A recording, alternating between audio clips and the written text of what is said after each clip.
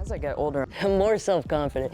I'm less shy. I'm less scared of things. I care less about myself and who I am. And in that way, I'm like free to do something with that and actually kind of reflect. So I wanted to kind of combine this landscape of these feelings that I couldn't articulate, that I couldn't put myself into, with these projects that are, in a way, an exploration of self, but more like situating myself within my ideas. So I wanted to look back at this work and bridge that gap.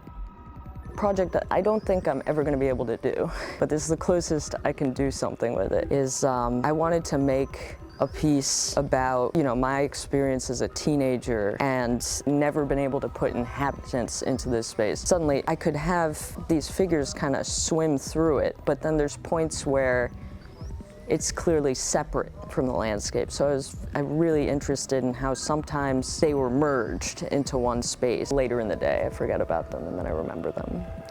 And then I try to write them down. And I have actually quite a large collection of my dream writing, and my dream writing, it's very descriptive. It's just like, and the house was like this, and it had trim of this color, and there was, the sky was kind of overcast, and there was like a fog rolling it. Like, I describe all that in as much detail as I can, and that's what I kind of focus on when I write down my dreams. So this dream journal collection of writings is just these kind of portraits of places, which is good material for art then, but they are. When I do sound for my pieces, I take sounds from the videos that I already have, mostly, and then I will warp those and put reverb on them and echo them or slow them way down or speed them way up.